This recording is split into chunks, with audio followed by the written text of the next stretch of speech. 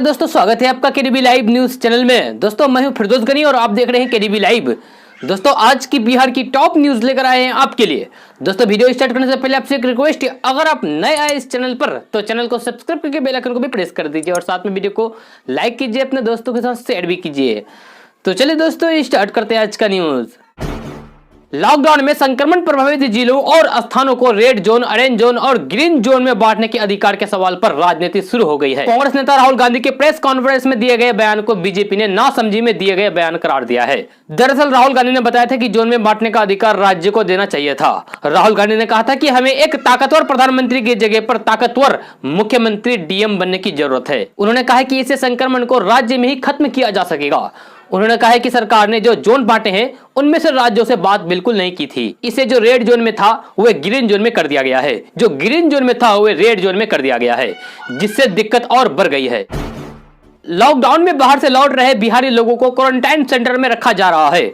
वहीं राज्य के कई जिलों से क्वारंटाइन सेंटर की बदहाली की तस्वीर सामने आ रही है। इसी के मद्देनजर बिहार सरकार ने एक बड़ा फैसला लिया है। दरअसल राज्य के किसी भी क्वारंटाइन सेंटर में मीडिया की एंट्री पर रोक लगा दी गई है। इसे लेकर सभी जिला अधिकारियों को आदेश जारी कर दिया गया है। इसी बीच मुंगेर के डीएम ने एक आदेश में जारी करते हुए क्वारंटाइन सेंटर में मीडिया की एंट्री पर पूरी तरीके से पाबंदी लगा दी गई है। मुंगेर के डीएम ने आदेश में साफ तौर पर लिखा है कि किसी भी हालात में क्वारंटाइन सेंटर में मीडिया की एंट्री नहीं होनी चाहिए।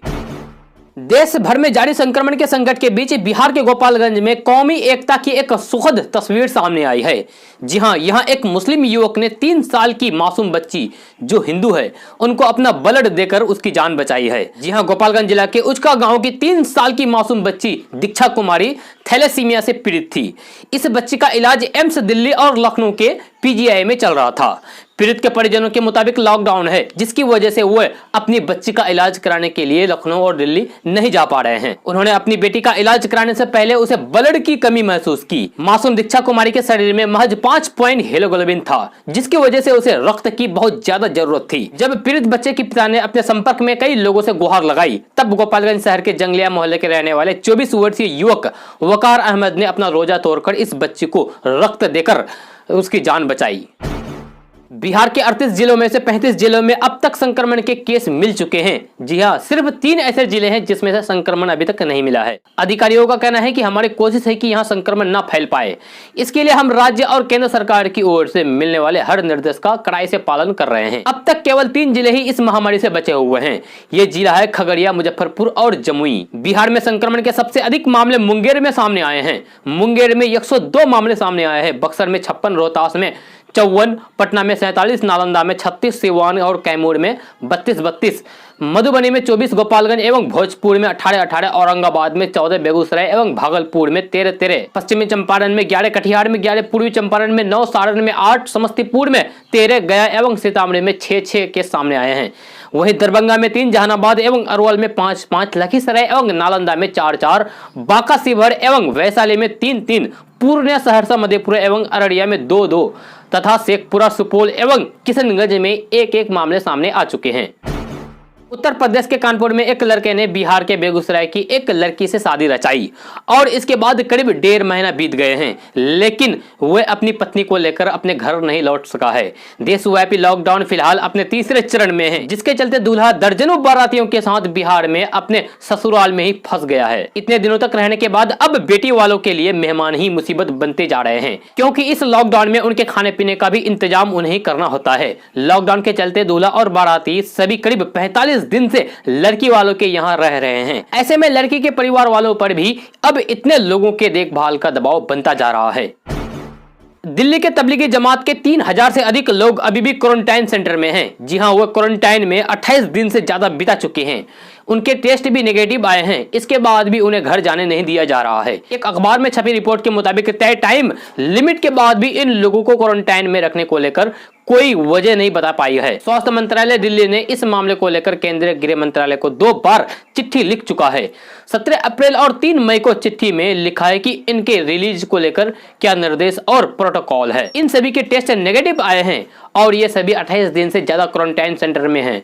फिर भी इन जमातियों को घर जाने नहीं दिया जा रहा है। बिहार आ रहे मजदूरों और छात्रों की बड़ी संख्या को देखते हुए मुख्यमंत्री नीतीश कुमार ने मुख्य सचिव और अन्य आला अधिकारियों के साथ समीक्षा बैठक की है। इसमें संक्रमण की चैन की रोकथाम के लिए किए जा रहे उपायों पर चर्चा की और कई निर्देश दिए। मुख्यमंत्री नीतीश कुमार ने कहा कि बाहर से बड़ी संख्या में बिहार के लोग आ रहे हैं, इसलिए सुनिश्चित करें कि उन्हें क्वारंटाइन सेंटर पर कोई असुविधा नहीं हो। यह भी निर्देश दिया गया है कि संक्रमण की रैंडम जांच की व्यवस्था सुनिश्चित कराएं। इसके लिए पूर्व में दिए गए निर्देशों के अनुसार सभी जिलों में जांच जल्द शुरू करें। संक्रमण जैसी महामारी से एक तरफ पूरा बिहार जंग लड़ रहा है, वहीं दूसरी तरफ मुश्किल के इस दौर में डॉक्टर ड्यूटी से गायब हैं। आलम यह है कि जांच के दौरान बिहार के 362 डॉक्टर ऐसे पाए गए हैं जो संकट के इस घड़ी में युद्ध का मैदान छोड़कर भाग गए हैं। इन डॉक्टरों में पटना के 25 डॉक्टर शामिल है।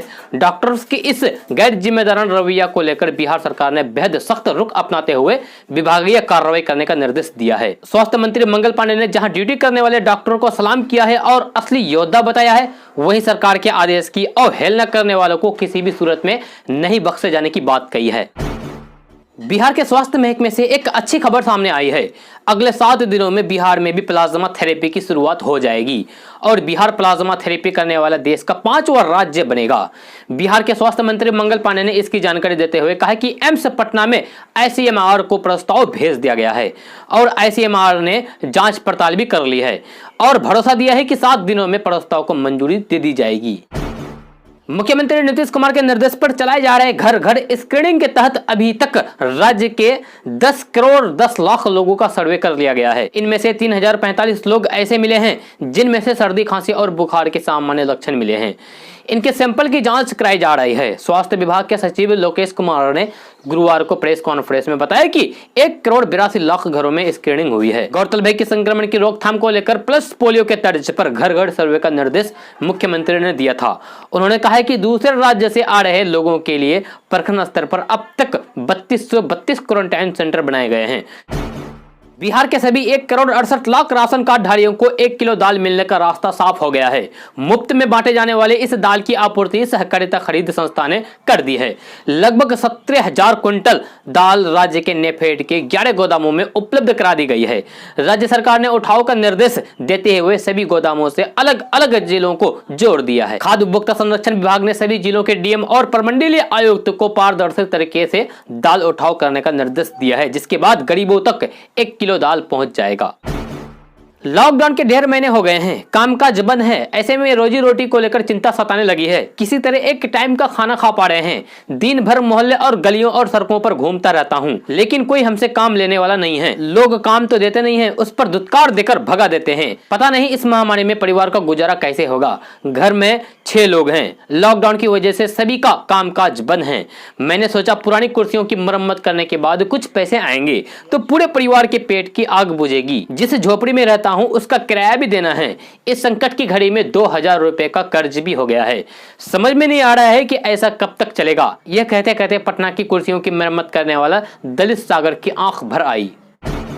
बिहार सरकार ने असम में बारिश और ओलावृष्टि के कारण हुए रबी फसलों के नुकसान की भरपाई के लिए कृषि इनपुट अनुदान देने का निर्णय लिया गया है। इसके साथ ही मार्च महीने में रबी फसल की हानि के लिए जो किसान आवेदन नहीं कर पाए हैं, वैसे छूटे हुए किसानों को आवेदन का एक मौका दिया गया है। कृषि मंत्री डॉक्टर प्रेम कुमार ने कहा कि कृषि एवं बागवानी फसल क्षति वाले 19 जिलों में किसान कृषि विभाग के डीबीटी पोर्टल पर 20 मई 2020 तक ऑनलाइन आवेदन कर सकते हैं।